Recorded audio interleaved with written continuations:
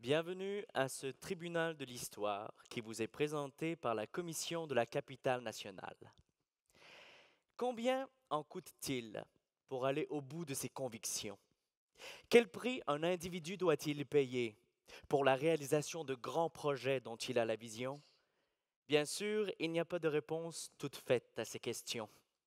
Ce n'est qu'au bout du voyage qu'on peut se retourner, regarder le chemin parcouru et juger des épreuves traversées. Vous tous, vous avez eu des rêves, vous vous êtes fixé des objectifs. Vous savez ce qu'il en a coûté pour les atteindre. Lorsque Pierre Stanislas Bédard a choisi de défendre ses convictions politiques, il ne devinait sans doute pas de quoi serait fait son parcours. À bien y penser, est-ce le but ou le chemin qui importe le plus? N'y aurait-il pas une troisième variable qui aurait une plus grande importance, la seule, en fait, sur laquelle nous ayons un véritable contrôle, la seule qui ne dépende pas du hasard? Vous l'avez deviné, c'est la manière dont nous avançons, car ce sont nos valeurs qui détermineront ce que vaudra notre quête. Le dossier que nous abordons ce soir peut être abordé comme une excellente source de réflexion sur ce thème.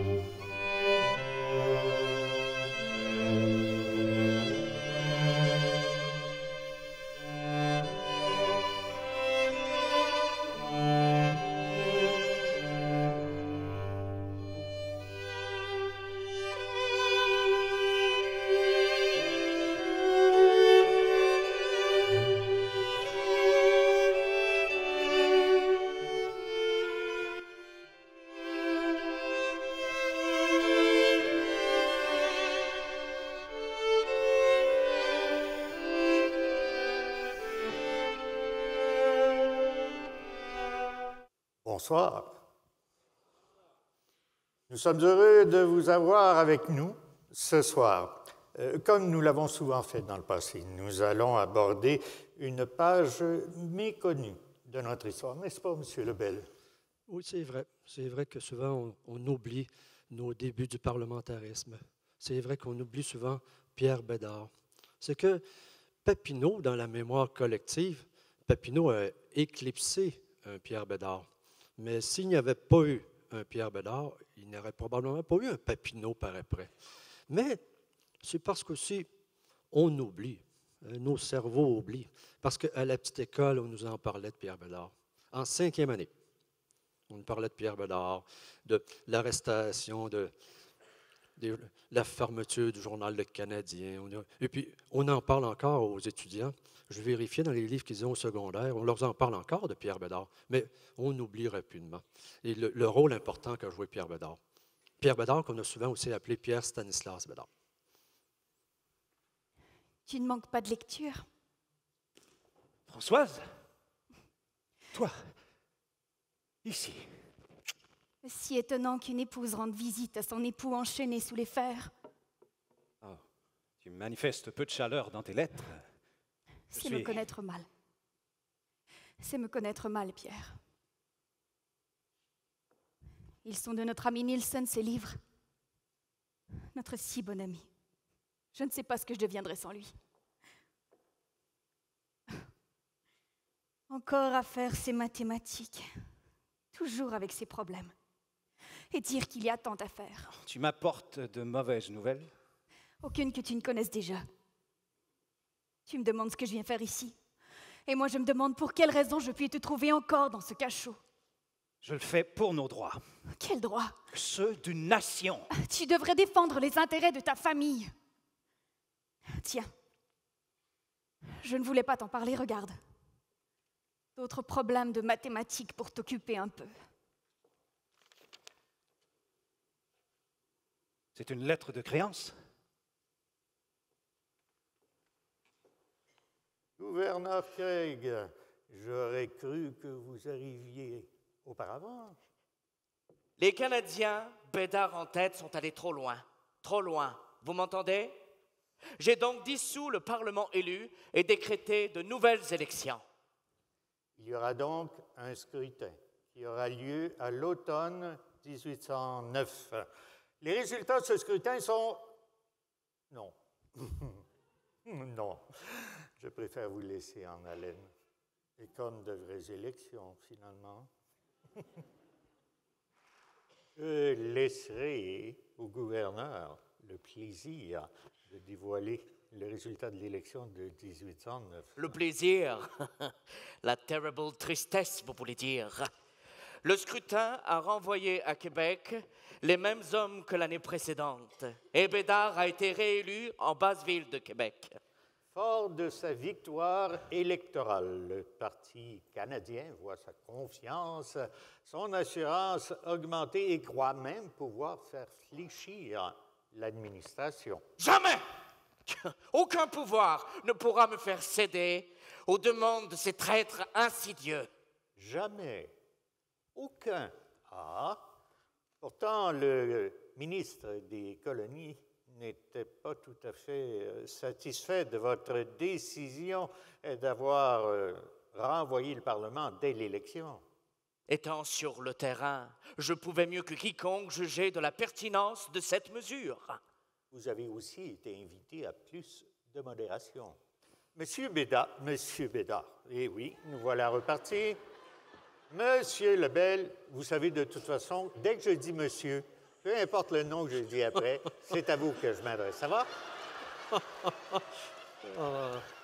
Alors, monsieur Lebel... J'ai été prévenu, là. Oui.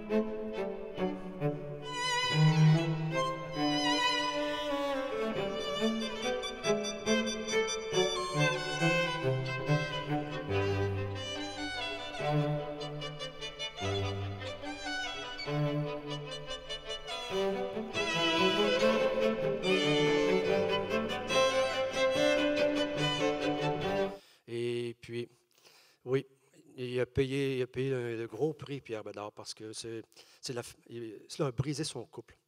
Ça a brisé son couple parce que quelques années après, ils vont se séparer. Ce qui est très rare à l'époque, là. Ce qui est très rare à l'époque.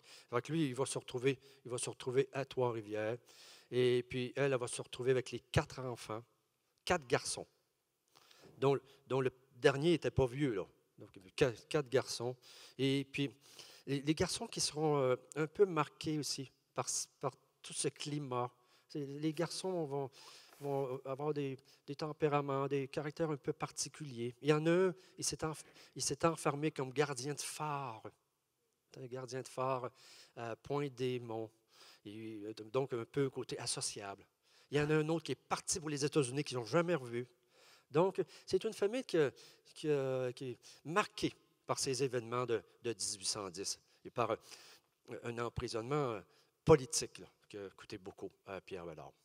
Écrit que Pierre Bédard est peut-être le premier penseur à avoir vraiment articulé une idée du gouvernement responsable à l'échelle de tout l'Empire britannique. C'est quand même lui accorder un beau coup de chapeau pour quelqu'un qui ne l'aime pas au demeurant.